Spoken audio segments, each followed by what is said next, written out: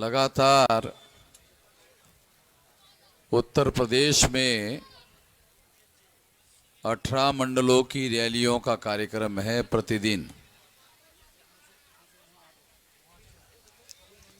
प्रतिदिन तो मंडलीय स्तर की रैलियों का कार्यक्रम जिनकी केंद्र सरकार है और राज्य सरकार है वो भी नहीं करवा पा रहे हैं। हमारे पास काला धन नहीं है, काला तो बहुत दूर, हमारे पास सफेद भी नहीं है, मगर हमारे पास एक धन है, उसका नाम है जन धन। हमारे पास जन धन है, इसलिए प्रतिदिन हम लोग मंडल स्तर की रैलियां कर रहे हैं। आज के अखबारों में एक बहुत बड़ी खबर जन धन के संबंध में छपी है। प्रधानमंत्री नरेंद्र मोदी की रैली जहां होने वाली थी, वहां 70,000 कुर्सियां लगी थी और 700 लोग वहां बैठे हुए थे।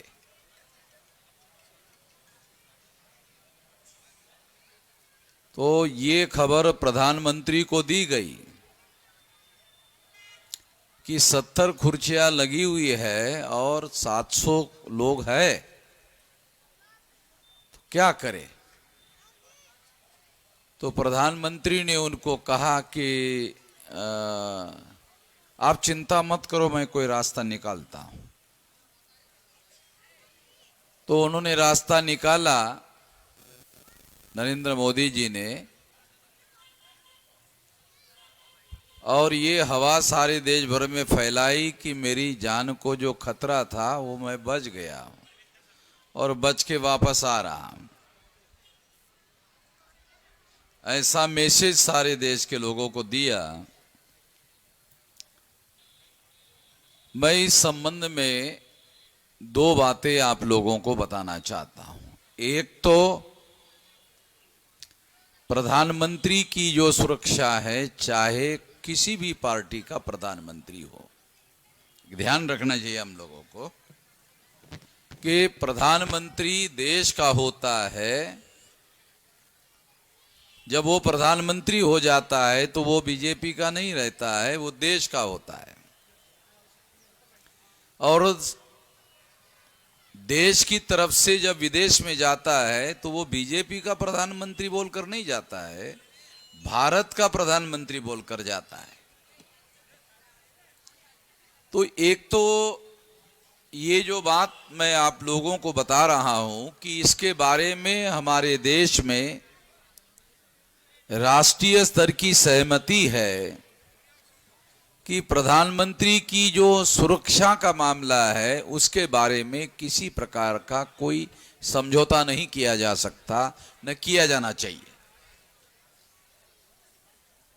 ये जो राष्ट्रीय सहमति है, हम पहले भी उसके समर्थक हैं और आज भी उसके समर्थक हैं और कल भी रहेंगे, क्योंकि ये देश की सुरक्षा के साथ जुड़ा हुआ मामला है। मगर 70,000 लोग नहीं आए और 700 लोग आए, इसकी वजह से सुरक्षा के मुद्दे को मजाक का मुद्दा बनाया जाना,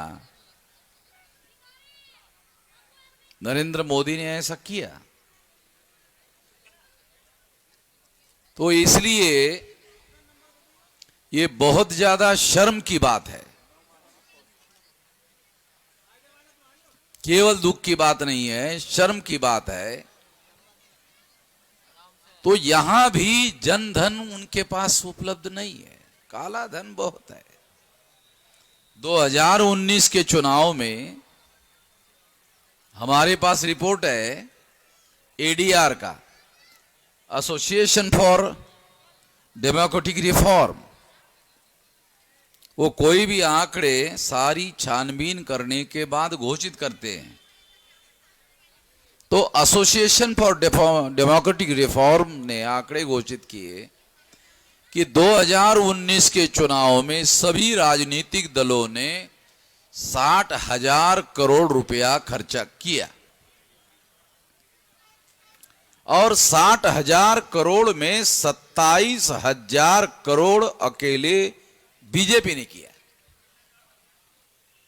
60,000 करोड़ में अकेले 27,000 करोड़ रुपया बीजेपी ने किया।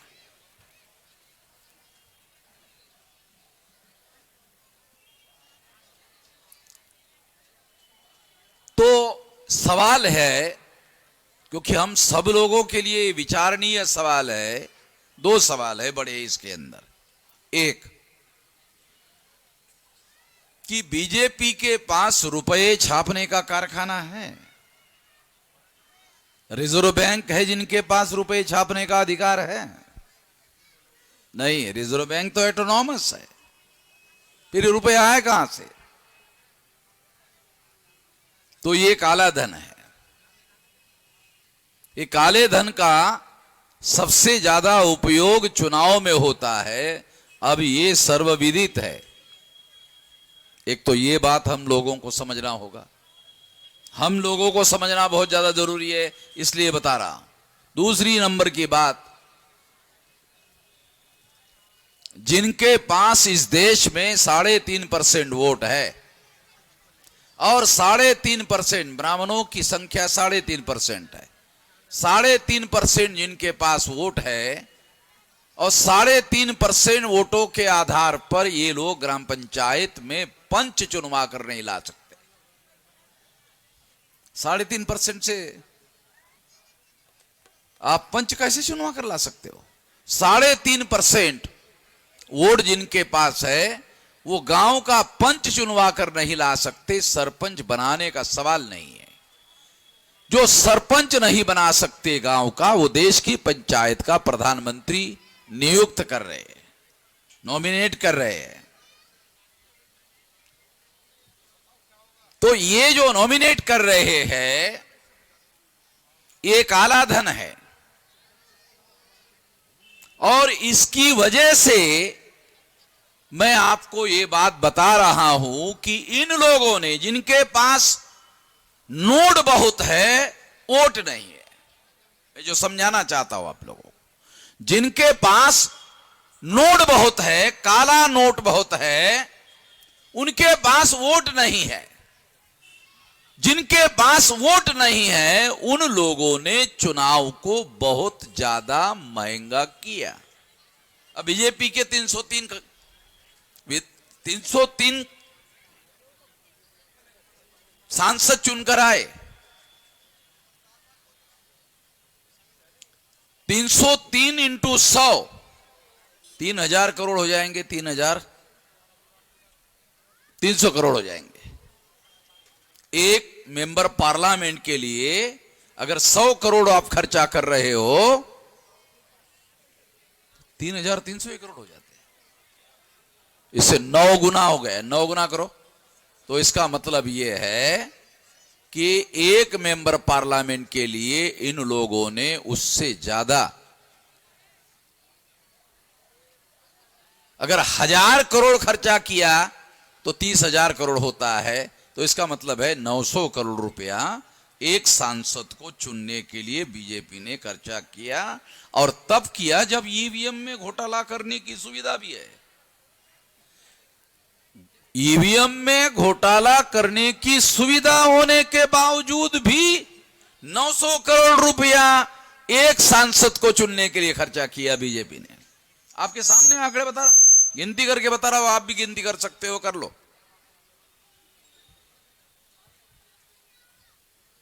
कोई बताने वाला नहीं है ये बात जो मैं आपको समझा रहा हूं। ये मैं भाषण नहीं करता हूं, आमतौर पे मैं लोगों को ये बातें बताता हूं, इसका अर्थ समझाने का प्रयास करता हूं। जिन लोगों के पास नोट है, वोट नहीं है, उन लोगों ने चुनाव को महंगा किया, जानबूझकर महंगा किया, ताकि जिनके पास ज्यादा वोट है वो चुनाव से बाहर हट जाए। तो हम तो केवल चुनाव में लाइन लगाकर वोट डालने वाले हो गए हैं, या हम लोगों को लाइन लगाकर वोट डलवाने वाले बना दिए गए हैं। यह समझने की बात है। इस पर कोई मीडिया बोलता नहीं है। जिसको नेशनल मीडिया कहा जाता है, प्रिंट मीडिया हो, इलेक्ट्रॉनिक मीडिया हो, जिनको मीडिया कहा जाता है, इस पर कुछ नहीं बोलते, कुछ नहीं लिखते। इसके ऊपर अभियान चलाया जाना चाहिए मीडिया के द्वारा, क्योंकि मीडिया कोई उद्योग नहीं है। मीडिया कोई उद्योग नहीं है। ये और आप लोगों को थोड़ा बता दो, जैसे साबुन बनाने का उद्योग आपने शुरू किया, उसके लिए इंडस्ट्रियल लाइसेंस लिया और आपने साबुन बनाने का उद्योग शुरू किया, ये तो कर सकते हो, मगर अखबार या मीडिया शुरू करने के लिए इंडस्ट्रियल लाइसेंस से आप अखबार शुरू नहीं कर सकते। ये संविधान के आर्टिकल 19 के तहत आपको मिला हुआ अधिकार है। ये इंडस्ट्रियल लाइसेंस से नहीं चला सकते। हमारे लोगों को ये बहुत सारी बातों की जानकारी नहीं है। तो इसका मतलब यह है कि मीडिया जो है ये लोकतंत्र का चौथा स्तंभ है, ये कोई इंडस्ट्री नहीं है।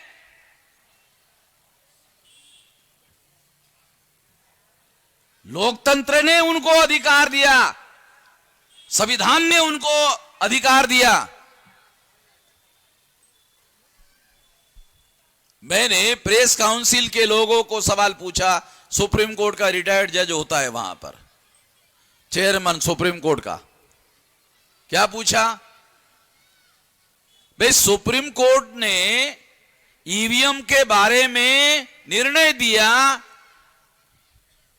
8 अक्टूबर 2013 को। क्या निर्णय दिया? ईवीएम मशीन से फ्री, फेयर एंड ट्रांसपेरेंट चुनाव नहीं हो सकता।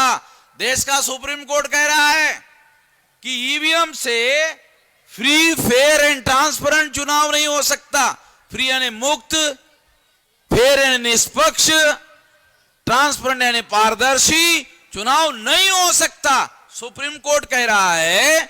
मैं प्रेस काउंसिल के चेयरमैन को पूछा, किसी अखबार ने अखबार के फ्रंट पर कोई खबर नहीं छापी, फ्रंट पर तो छोड़ो, अखबार के पिछवाड़े में खबर नहीं छापी। पिछवाड़ा समझते हो ना, है?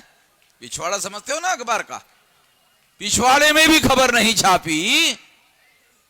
ये लोग अपने को नेशनल मीडिया कहते हैं। क्या कहते हैं अपने को? National media. मुझे तो शर्म आती है इन लोगों के। नेशनल कहेगा मीडिया भी नेशनल। ये जो सुप्रीम कोर्ट की खबर को आप ब्लैकआउट कर रहे हो, वामन मेश्राम की खबर को तो तुम कर ही रहे हो, सुप्रीम कोर्ट की खबर को ब्लैकआउट कर रहे हो। तो सुप्रीम कोर्ट के रिटायर्ड जस्टिस को मैंने लेटर लिखा, ऐसा ऐसा है, जांच करो। अभी तक जांच नहीं किया। तो अब सुप्रीम कोर्ट के रिटायर्ड जज के खिलाफ मैं सुप्रीम कोर्ट जा रहा हूं। देखो भाई, तुम्हारा ही जज जो है, एक कितनी साली बदतमीजी की बात है कि सुप्रीम कोर्ट का जज, एक सिंपल बात उसके समझ में नहीं आ रही है।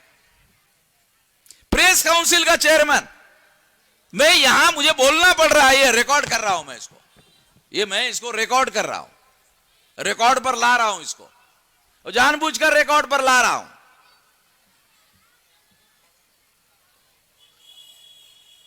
वो जो रिटायर्ड जज है, खुदा है? खुदा है वो? संविधान के अधीन है, ध्यान रखे, संविधान के अधीन है, और तुम्हारा व्यवहार समीक्षा के अधीन है। ध्यान रखे, कोई आदमी संविधान के ऊपर नहीं है।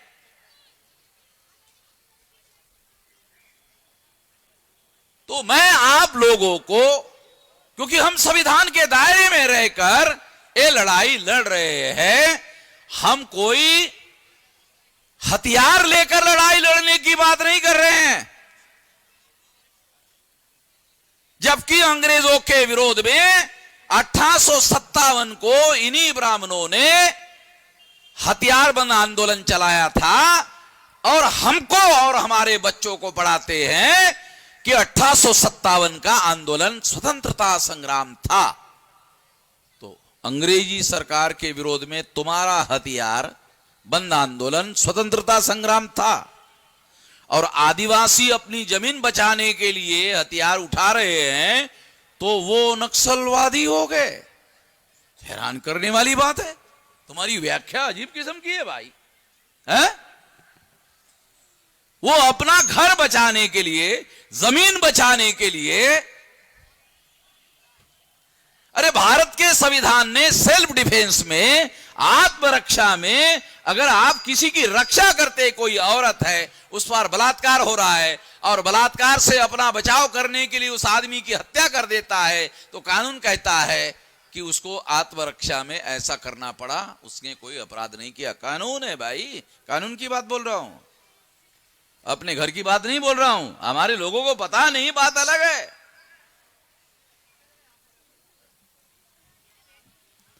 तो इस देश में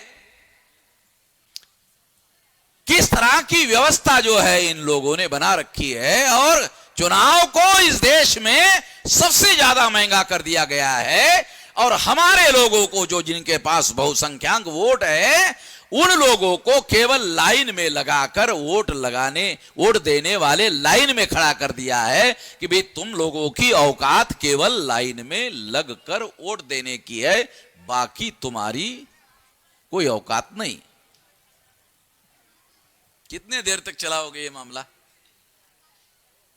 अब मुझे समझ में आ गया, एक आदमी को समझ में आ गया और मैं यहां बैठे हुए लोगों को समझा रहा हूं। और ये जो हमारा मीडिया देख रहे हो ना, ये न्यूयॉर्क में भी सुना जाता है। पता नहीं आप लोगों को हमारा मीडिया कहां का, लंदन में सुना जाता है, वहां से मुझे टेलीफोन आता है। इटली में सुना जाता है, वहां ये सोशल मीडिया है। सोशल मीडिया लोकल मीडिया नहीं होता है, एक ग्लोबल मीडिया होता है। ये सारे दुनिया में आवाज जाती है। तो ये मत समझना कि वामन मेश्राम की खबर किसी प्रिंट मीडिया में नहीं छपी या किसी चैनल पर नहीं छपी तो हमारी आवाज लोगों तक नहीं पहुंचेगी। ये अब भ्रम खत्म हो गया है। राष्ट्रीय अधिवेशन में मैंने जब भाषण दिया तो 1,40,00,000 लोगों तक पहुंच गए एक दिन में।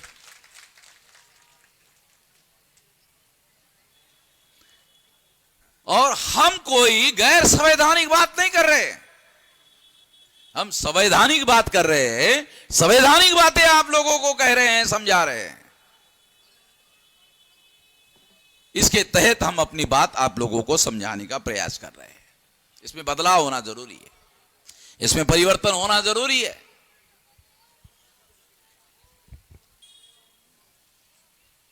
आप लोगों को याद होगा, इस देश में आप लोगों को याद होगा, बजरंग दल आरएसएस के लोगों ने बनाया हुआ संगठन है।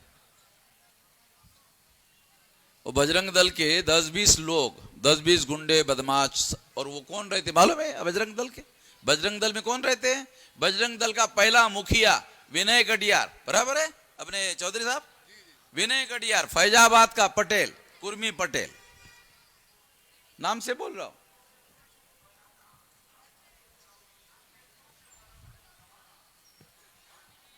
तो ये जो है हमारे SC ST OBC को बजरंग दल में भर्ती करते हैं। बजरंग शब्द का अर्थ मालूम है ना?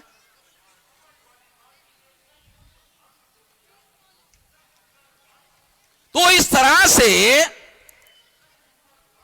ये हमारे SC ST OBC के लोगों को बजरंग दल में भर्ती करते हैं, उनका दिमाग चौपट करते हैं और वो 10-20 इकट्ठा होते हैं और एक मुसलमान को पकड़ते हैं।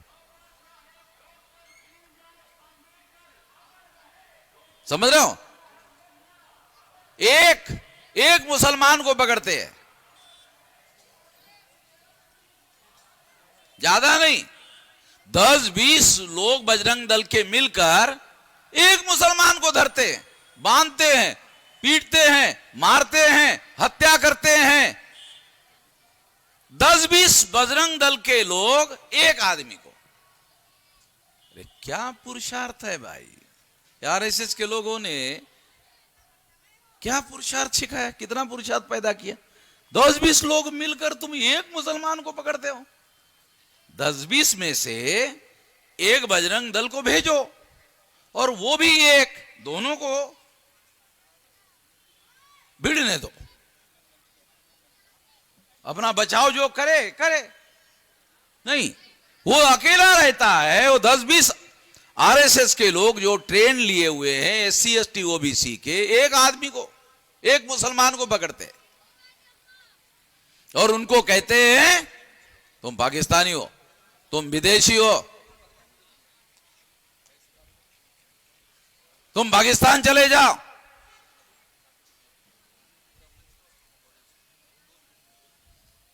हम लोगों ने कहा देश में, इस देश में हमने कहा मुसलमान पाकिस्तानी नहीं है, विदेशी नहीं है, मूल निवासी है। कैसे? थोड़ा आप लोगों को सबूत देना पड़ेगा। कैसे कैसे मूल निवासी है? ईसा पूर्व 85 को 185 को सम्राट बृहदत्त मौर्य को पुष्यमित्र शुंग नाम के ब्राह्मण ने मारा। काल्पनिक बातें नहीं बोल रहा हूं, काल्पनिक कहानी नहीं समझा रहा हूं, हिस्टोरिकल। सम्राट बृहदत्त मौर्य, ये हमारा पुरखा, जिसका साम्राज्य अफगानिस्तान की सीमाओं तक फैला हुआ था, और अभी भी बच्चों को पढ़ाया जाता है आपके उत्तर प्रदेश में। ये है मौर्यकालीन भारत, नक्शा है, देखो वहां तक साम्राज्य फैला हुआ था, हमारे पुरखों का था। और वो सारे के सारे लोग बुद्धिस्ट थे। बुद्धिस्ट होने के पहले मूल निवासी थे, फिर बाद में बुद्धिस्ट हो गए। और सम्राट बृहदत्त मौर्य की हत्या करने के बाद 500 साल बाद बुद्ध ने दशरथ जातक में, दशरथ जातक का प्रवचन में उल्लेख किया। उस दशरथ जातक की चोरी करके रामायण लिखी। दशरथ जातक की चोरी करके रामायण लिखी। और उसके बाद 31 जातक की चोरी करके महाभारत लिखी। अब 31 जातक की चोरी करेंगे तो ये तो चोरी नहीं कहा जा सकता, ये तो खुल्लम खुल्ला डाका माना जाना चाहिए। एक जातक चुराया तो चोरी, 31 जातक चुराए तो डाका माना जाना चाहिए। तो मैं आप लोगों को जो समझा रहा हूं हिस्टोरिकल बात, जो मूल निवासी था वो बाद में बुद्धिस्ट हो गया, उसका साम्राज्य था अफगानिस्तान की सीमाओं तक, और वहां तक हमारे भारत की सीमा थी। आज भारत का नक्शा देखो। जब सम्राट बृहदत्त मौर्य की हत्या की और पुष्यमित्र शुंग भागकर फैजाबाद के पास आया और अपनी राजधानी बसाया, राजधानी का नाम अयोध्या रखा। कितने लोगों को पता है यहां जो यूपी के रहने वाले लोग हैं? पुष्यमित्र शुंग के राजधानी का नाम अयोध्या था। यह इतिहास योगी के यूपी में पढ़ाया जा रहा है, पढ़ो। यह है इतिहास। रामायण में राम की राजधानी का नाम अयोध्या है, ठीक है। और इतिहास में पुष्यमित्र शुंग की राजधानी का नाम अयोध्या है। मेरा नहीं बता रहा हूं। अब योगी कौन से क्लास में पढ़े हमें मालूम नहीं है, कोई पता नहीं है किसी को कि कोई क्लास में पढ़ने के लिए गए थे वगैरह वगैरह, कोई सर्टिफिकेट उनके पास में है, हमें पता नहीं है। आप लोगों को पता हो सकता है।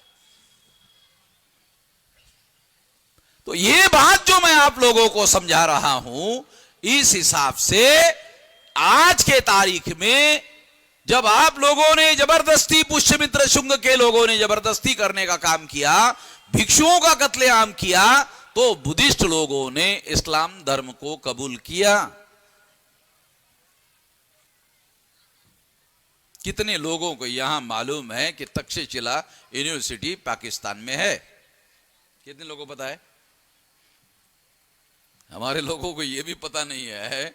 नालंदा का तो पता है कि बिहार में है, मगर तक्षशिला यूनिवर्सिटी कहां है ये पता नहीं। अरे वो पाकिस्तान में है, तो पाकिस्तान में क्यों है?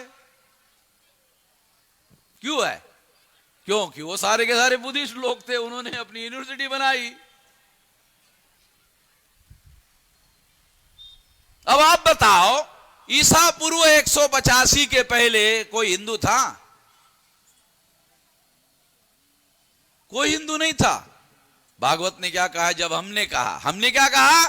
ए मुसलमान मूल निवासी है भारत का, मुसलमान भारत का मूल निवासी है। जब हमने कहा तो भागवत ने उल्टी किया। भागवत ने, मोहन भागवत ने उल्टी किया। उल्टी किया समझते हो ना? है उल्टी। खाना खाने के बाद जब हजम नहीं होता तो आदमी उल्टी करता है ना, तो उल्टी किया और कहा हिंदुओं और मुसलमानों के पुरखे एक ही थे। हैं? आए समझ में कुछ? जब हमने कहा मूल निवासी थे, तो भागवत ने कहा हिंदुओं और मुसलमानों के पुरखे एक ही थे। अरे पहले तो पाकिस्तानी थे, विदेशी थे, विदेश में जाने के लिए कहते थे, अब यकाएक साला कैसे बदल गए? है? ऐसे कैसे हृदय परिवर्तन हो गया?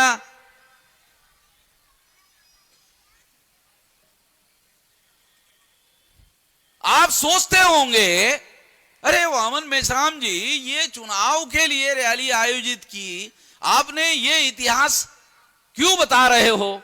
ऐसा भी कुछ लोगों के दिमाग में आ रहा होगा, अरे ये जो सारे आरएसएस के जितने प्रचारक लोग हैं वो क्या कर रहे हैं? वो क्या कर रहे हैं? वो कौन से विषयों पर बोल रहे हैं? कौन से विषयों पर भाषणबाजी कर रहे हैं? सारी झूठ बात पर, इतिहास की झूठ और गप जो है वो हाँकने का काम कर रहे हैं, झूठ बोलने का काम कर रहे हैं। मैं गोरखपुर गया, गोरखपुर के एयरपोर्ट पर उतरा। गोरखपुर के एयरपोर्ट पर उतरने के बाद एयरपोर्ट का नाम लिखा देखा, गोरक्षनाथ एयरपोर्ट। अरे मैंने कहा गोरखनाथ का गोरक्षनाथ कैसे हो गया भाई? गोरखनाथ सिंपल कितना है, कोई भी आदमी उच्चारण कर सकता है गोरखनाथ। एक गोरखनाथ का गोरक्षनाथ कैसे हो गया भाई? गाय की रक्षा करने वाला कैसे हो गया? अब हमारे कुछ लोग कहते हैं कि ये बीजेपी वाले का 4G चलता है। हाँ भाई परमिंदर, गाय, गंगा, गोमूत्र और गोबर। एक तो बीजेपी आरएसएस वाले ने गोबर खाया, बोलते इससे कोविड खत्म हो जाएगा, वो मर गया। मतलब ऐसे साले पागल लोग हैं, इन लोगों को दवाखाने में नहीं पागल खाने में भर्ती करना चाहिए। चुनाव में बोल रहे गाय, गंगा। इन्होंने अखबार में छापा था जब कोविड का लोगों को घर में बिठा दिया, तो मैं टीवी पर देख रहा था। घर में बिठाया सब लोगों को, कहा अब गंगा बहुत शुद्ध हो गई है, यानी इसका पहले मैली हो गई थी, अभी शुद्ध हो गई है। फिर कहा अब सब लोग आ गए हैं, अभी फिर अशुद्ध हो रही है। अभी कुछ दिन पहले नरेंद्र मोदी ने डुबकी लगाई तो पहले डॉक्टर को सलाह किया कि चर्म रोग तो नहीं होगा, तो डॉक्टर ने कहा होगा। अब डॉक्टर झूठ कैसा बोलेगा, वो तो साला 300 टाइम पोल्यूटेड वाटर है कि चर्म रोग तो होगा। कि कोई उपाय? हाँ उपाय तो बहुत है, उपाय बहुत है। ऐसा प्लास्टिक आपके शरीर को चिपका दिया जाएगा पारदर्शी, देखने वालों को पता भी नहीं चलेगा। आपके चमड़ी को गंगा का पानी लगेगा नहीं और लोगों को पता भी नहीं चलेगा कि आपने कोई प्लास्टिक पहना हुआ है। हा? नहीं वो एक बता, अरे वो हमारी नजर से कैसे सोचेंगे भाई? हमारे पास केवल आंख नहीं है, नजरिया है, नजर है। हर एक के पास तो नजर होती है और नजर जब खराब होती है तो चश्मे का नंबर लगाकर दुरुस्त कर लेते हैं। इससे कोई बहुत ज्यादा सुधार नहीं होता। नजरिया होना चाहिए, नजरिया। आपके पास अगर नजरिया नहीं है तो आपके नजदीक की बात आपको दिखाई नहीं देगी। तो ये जो धोखाधड़ी चल रही है, इस वजह से मुझे ये बोलना पड़ रहा है। आप लोगों को समझ में आना चाहिए कि जिनके पास केंद्र सरकार है, राज्य सरकार है, उनके पास हमने विकास किया ये बताने के लिए कुछ नहीं है जिसको आधार बनाकर वोट मांगा जा सके। नरेंद्र मोदी क्या कह रहे हैं? अभी लखनऊ से मैं आया, लखनऊ में विज्ञापन है, लिखा हुआ है हमने उत्तर प्रदेश में 13 इंटरनेशनल एयरपोर्ट बनाए। चलो ठीक है, मान लिया, बनाए, इंटरनेशनल एयरपोर्ट बनाए, चलो ठीक है। यहां कितने लोग हैं भाई एयरपोर्ट में जाते हैं और एयर सर्विस में बैठते हैं? है कोई? विकास, नरेंद्र मोदी का विकास बता रहा हूं कि नरेंद्र मोदी कह रहा है 13 एयरपोर्ट बनाए, मान लिया, चलो ठीक है। यहां है कोई? कोई नहीं। हम ज्यादा से ज्यादा क्या करते हैं मालूम है?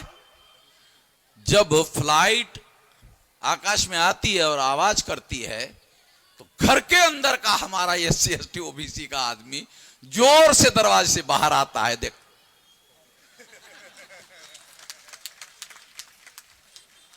इतना उसका काम इतना कर सकता है भाई, इससे ज्यादा तो साले तेरे 13 एयरपोर्ट को चाटे हैं अचार की तरह।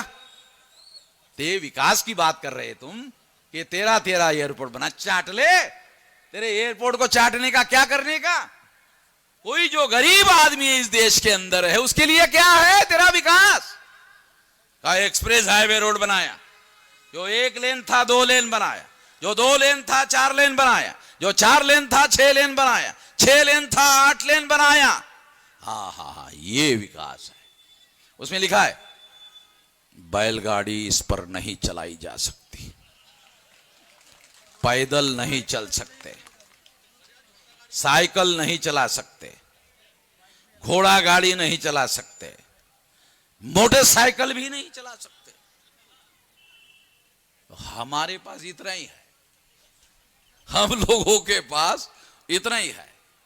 और जितना हमारे पास है लिख दिया पाबंदी है, इधर नहीं आ सकते आप, आपके लिए दूसरा रोड है। साला रोड में भी विषमता हो गई। अब सिंगल रोड तुम्हारे लिए, सिंगल लेन वाला जो रोड है वो तुम्हारे लिए हो गया है, खड्डे वाला जो रोड है वो तुम्हारे लिए हो गया है।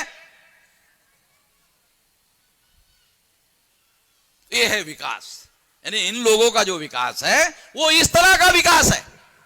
ये विकास भी क्योंकि नरेंद्र मोदी डेली विकास विकास विकास विकास विकास, अरे विकास सुनते अरे ये क्या विकास है भाई? विकास नाम का शब्द ही विकास है और सारा विकास कहीं दिख नहीं रहा। और इसके आधार पर क्या विकास किया उसके बारे में कुछ नहीं।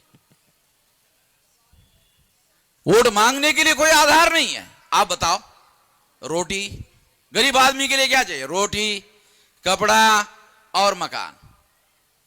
सरकार के आंकड़े हैं कि गांव में रहने वाले 90% लोग गरीबी रेखा के नीचे जीवन यापन कर रहे हैं। आजादी के 75 साल हो गए। गांधी जी और नेहरू जी कहते थे कि तुम गरीब हो इसके लिए अंग्रेज जिम्मेदार है। हमारे लोगों ने मान लिया। तुम गरीब हो इसके लिए अंग्रेज जिम्मेदार है। हमारे लोगों ने मान लिया, गांधी नेहरू का साथ दिया, अंग्रेजों को भगा दिया और इन लोगों को बिठाया। ओके ठीक है, अब 75 साल हो गए। 75 साल में हमारे सामने चाइना हमारे सामने, उनकी भी आजादी जो है उसी दौरान मिली।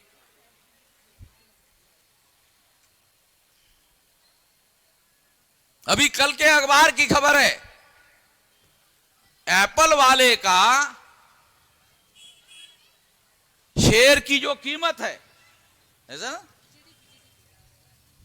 एप्पल जो कंपनी है उसके शेयर की कीमत इतनी हो गई है कि भारत सरकार का साल भर का जो जीडीपी है उसके बराबर। ये कंपनी की औकात और भारत की औकात नरेंद्र मोदी के बराबर हो गई है।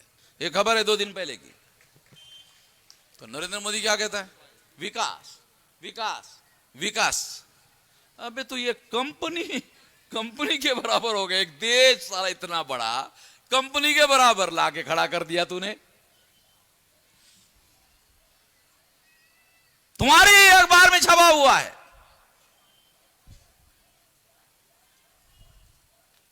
तो इस तरह से इन लोगों ने देश की संपत्ति को बेचने का काम, पहले कहते थे कि ये लायबिलिटी है, ये बोझा है, इसलिए इसको बेच रहे हैं। अब क्या कहते हैं? धंधा करना सरकार का काम नहीं है। पहले कहते थे कि ये कंपनी लायबिलिटी है, बोझा है, लॉस में है, इसलिए बेच रहे हैं। अब कहते हैं धंधा करना सरकार का काम नहीं है।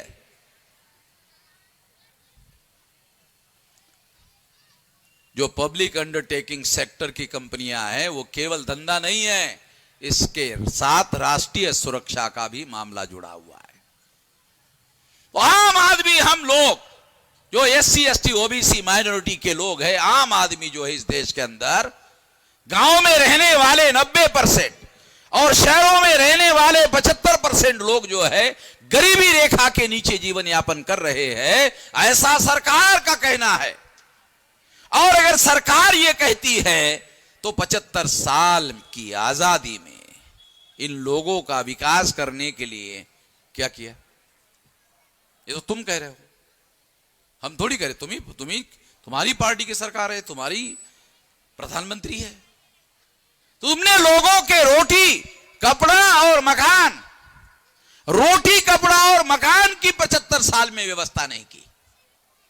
इज्जत से हमारे लोग क्या चाहते हैं? हमारे लोग क्या चाहते हैं? पंच पकवान चाहते हैं डेली खाने के लिए? नहीं, इज्जत से रोटी कपड़ा और मकान चाहते हैं भाई, इज्जत से चाहते, सम्मान से चाहते। 75 साल में ये तुम लोगों ने किया नहीं। क्या चाहते हैं हमारे लोग? शिक्षा, हर गांव में स्कूल होना चाहिए। हमारे आदमी ये नहीं चाहते कि अंबेडकर की तरह कोलंबिया में पढ़ने के लिए हमें भेजो। बाबा साहब अंबेडकर कोलंबिया में जाके पढ़े, लंदन स्कूल ऑफ इकोनॉमिक्स में जाके पढ़े, तो हमारे बच्चों को भी लंदन स्कूल ऑफ इकोनॉमिक्स में और कोलंबिया यूनिवर्सिटी में जाके पढ़ाओ। ये नहीं चाहते। गांव में एक अच्छा स्कूल हो। सरकार कहती है 2 लाख गांवों में स्कूल ही नहीं है। 6.5 लाख गांवों में, 6.5 लाख गांवों में से 2 लाख गांवों में स्कूल ही नहीं है। योगी ने रेजोल्यूशन पास किया, मंत्रिमंडल में निर्णय लिया। क्या निर्णय लिया? कि जिस गांव के अंदर स्कूल नहीं है वहां का बच्चा 3 किलोमीटर, 5 किलोमीटर, 7 किलोमीटर पैदल चल के जाता है, उसको गाड़ी में बैठने के लिए टिकट नहीं लगेगा, फ्री में बैठेगा, फ्री में बैठेगा। तो हमारे लोगों को हमने गांव में भेजा, बच्चों को पूछा, उसके माँ बाप को पूछा कि ये योगी जी ने ऐसा निर्णय लिया है कि बच्चों को फ्री में बैठने की इजाजत होगी, कोई टिकट नहीं लगेगा। कहा निर्णय तो अच्छा है, मगर गांव में गाड़ी आएगी तब बैठेंगे ना। गांव में गाड़ी आएगी तो बैठेंगे। हमारे गांव में तो रोड ही नहीं है, बस तो दूसरी बात है। बस आएगी तो फ्री में बैठेंगे, साले बस ही नहीं है तो फ्री में कहाँ? तो ये लोग प्रोपोगंडिस्ट है। प्रोपोगंडिस्ट का क्या मतलब है? निर्णय ले लिया, अखबार में छाप दिया, वाहवाही ले लिया, उनको मालूम है कौन जाके छानबीन करने वाला है भाई। तो हम जैसे लोग तो है ना पागल लोग, हम तो पागल, हमारा तो धंधा ही साला कोई काम धंधा तो है नहीं। मैं तो राष्ट्रीय स्तर का बेरोजगार हूं, राष्ट्रीय अध्यक्ष हूं, इसका मतलब राष्ट्रीय स्तर का बेरोजगार हूं। मेरे पास तो कोई काम धंधा ही नहीं है, मैं 24 घंटे यही काम धंधा करते रहता हूं। इसी काम के लिए हम लोगों ने ये पागलपन का धंधा शुरू किया है। तो इस तरह से इन लोगों के द्वारा 75 साल में रोटी, कपड़ा और मकान की व्यवस्था नहीं किया गया। शिक्षा, स्वास्थ्य, प्राइमरी हेल्थ सेंटर में देहात का रहने वाला हूं, गांव में प्राइमरी हेल्थ सेंटर नहीं है। बड़ा हॉस्पिटल नहीं बोल रहा हूं, प्राइमरी हेल्थ सेंटर नहीं है तो डॉक्टर बैठता नहीं है। अरे डॉक्टर तो दूर, कंपाउंडर नहीं बैठता, जाओ वेरीफाई कर लो। शिक्षा, स्वास्थ्य और रोजगार, सिंपल, बहुत ज्यादा मांग नहीं है, छोटी। हमारे लोगों की आकांक्षाएं बहुत बड़ी नहीं है, छोटी आकांक्षाएं है।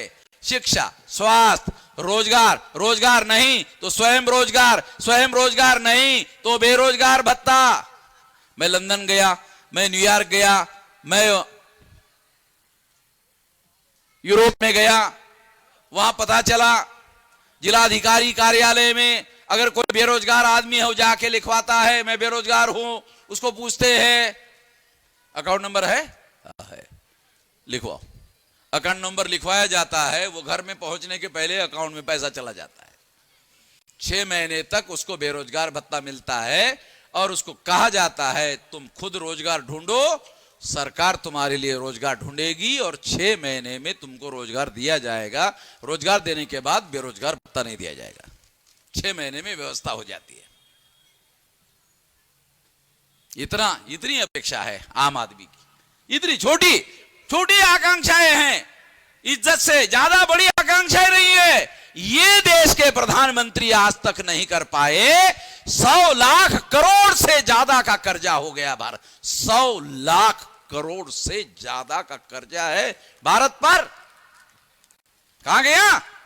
अरे गरीब के नाम पर तुमने पैसा लाया वर्ल्ड बैंक से, वर्ल्ड बैंक से, मॉनिटरी फंड से तुमने एक गरीब के नाम से पैसा लाया, वो 100 करोड़ से ज्यादा। अब उसका ब्याज देना तुम लोगों को मुश्किल हो रहा है तो कर्मचारियों की पेंशन रद्द कर दी। कितने लोगों को, हमारे पढ़े लिखे लोगों को पता है कि पेंशन रद्द क्यों हो गई? हमारे लोगों को यही पता नहीं है कि सरकार ने जो कर्जा लिया उसका ब्याज सरकार को देना मुश्किल हो रहा है, इसलिए कर्मचारियों की पेंशन बंद करवा दी गई। पैसे की कमी है। 35 लाख करोड़ रुपए का बजट है भारत सरकार का, एक साल का। 248 करोड़ का बजट था जवाहरलाल नेहरू का 48 में, अभी कितना है? 35 लाख करोड़। मैंने एक प्रोफेसर को, जो गणित का प्रोफेसर था, उसको पूछा, गुरुजी 35 लाख करोड़ कागज पर शून्य लगा के लिख कर थोड़ा सा बताइए। तो बोलता पता नहीं साला कितना शून्य लगाना पड़ेगा। इतना पैसा भारत सरकार के पास साल में आता है। पैसा नहीं है ऐसा नहीं है। ये तो मैं केंद्र सरकार के बजट की बता रहा हूं, राज्य सरकार का बजट अलग। बॉम्बे के कारपोरेशन का बजट 40,000 करोड़ का, अकेले बॉम्बे की जो कारपोरेशन है उसका बजट 40,000 करोड़ का है। फिर नगर पालिका का बजट, फिर जिला पंचायत का बजट, फिर तालुका पंचायत का बजट, फिर ब्लॉक पंचायत का बजट, फिर ग्राम पंचायत का बजट। अरे पैसा हर जगह है।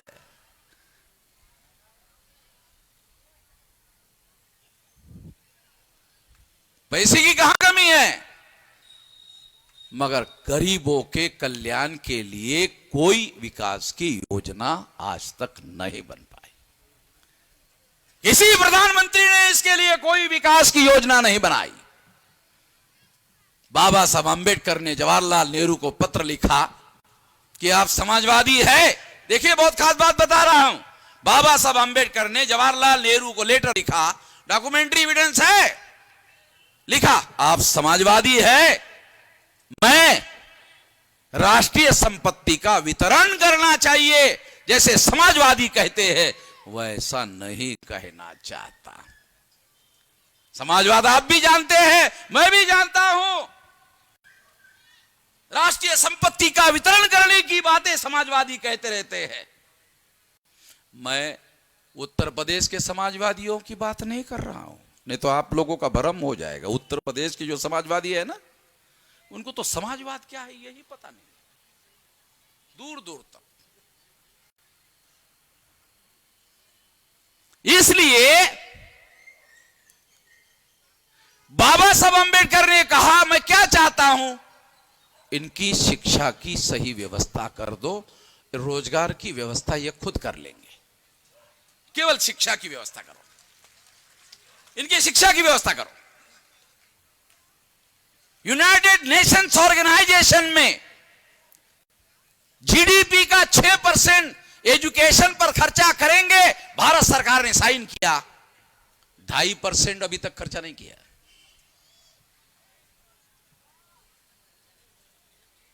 साथियों,